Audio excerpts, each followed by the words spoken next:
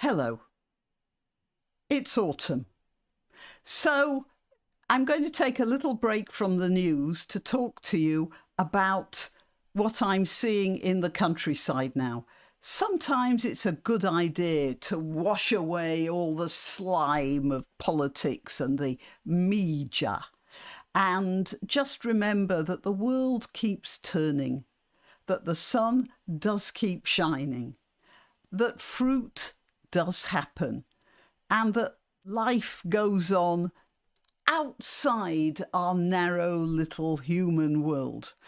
And so here it is. Before I start, I'll tell you I'm Grannyopteryx. I'm on YouTube, Rumble, BitChute and Minds. I'm also on Twitter and Gab. That's where I let you know when I've uploaded new videos. Please like this video. Please share it. If you're on YouTube, subscribe and click the notification button. If you're on one of the other platforms, subscribing is good enough.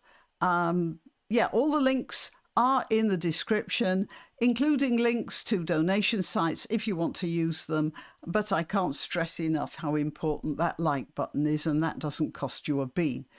Okay, let's get on to the autumn update. It's September as I'm making this video, and the season is definitely on the turn. So I wanted to tell you about it. Well, 4 days ago, we picked all the apples off the apple trees in our back garden. Now, it's a very small back garden, and there are 8 apple trees in there. This is a complete accident. About 4 years ago, I ordered 4 apple trees from a nursery, and they delivered 8 by mistake. So I did offer to send the extra 4 back, but they said no, they couldn't accept them back. So I got 8 trees there taking up the whole wall. It doesn't matter. It turned out to be quite good, actually. And in a poor apple season like this, it's been very useful. The wall itself has been useful as well. It's the wall between us and the neighbours. And it's brick, which means that it holds the heat from the sun a little bit. Even in winter, I think it probably is protecting the trees, and it's certainly protecting the trees from any wind or bad weather, because if there is a wind coming from that side of the wall, then the trees are just blown into the wall. Columnar trees aren't that resilient, of course. They're not like proper tree trunks. So that wall is protecting the trees in more ways than one, and they're probably the most cosseted apple trees in the country. The trees are showing their gratitude even in this poor season by producing a fair crop of fruit. And so over the weekend I was making applesauce and dehydrating some. And that kept me quite busy. We have a fig tree in our back garden as well, but it's in a sort of half a greenhouse to protect it. Fig trees are, they need a lot of protection to keep the wind off and so that it doesn't blow the fruit away. But that glass panel, well, it's not glass, it's polycarbonate, but you get the picture.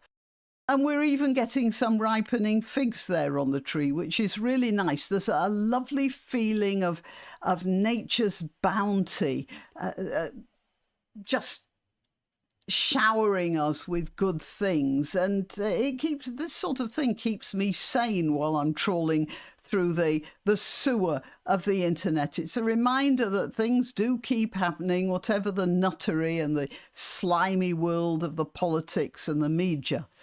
As for what's going on at the stables, the other day I was riding through a wood and everything's still green and there are still flowers, a lot of flowers, blooming under the trees and in the hedgerows. But as we were just ambling along, out of the corner of my eye, I saw a sort of whisper of movement.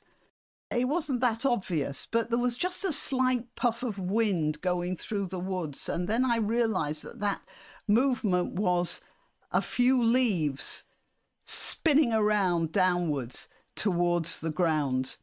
So the leaves are starting to fall, and that's another reminder of the year winding down. Soon all the leaves on the trees to quote a Mamas and a Papas song. They're going to be gold and red, and then in the winter the sun is very low and it shines through the trees rather than above them, and all those gold and red leaves, which are paper thin, they let the light through like a Chinese lantern, and it looks like every tree is a sort of torch of frozen fire. I'm looking forward to that. And here's another reminder talking about the sun. A few of my subscribers live in parts of the world where the difference between the length of the day and the night hardly changes throughout the year. But in Britain, there is a big change between daytime and nighttime in the winter, and the further north you go, the more obvious it becomes. When I was a child in Yorkshire, I would walk to school in the dark, that's at 9 o'clock in the morning, and I'd come home in the dark, and that was 4 o'clock in the afternoon.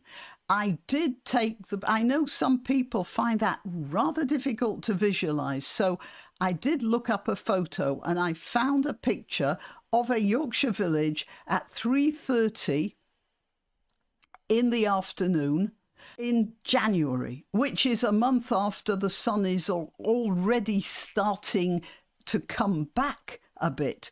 So if it's like that at 3:30 in January, you can imagine that at 3:30 in December, it would have been full night at that time. So I'm preparing myself even now for the nights coming in a lot earlier, even though it is actually a lot warmer now than it has been for most of the summer. So that's the autumn report, and I'm going to end with the first verse of a poem by John Keats.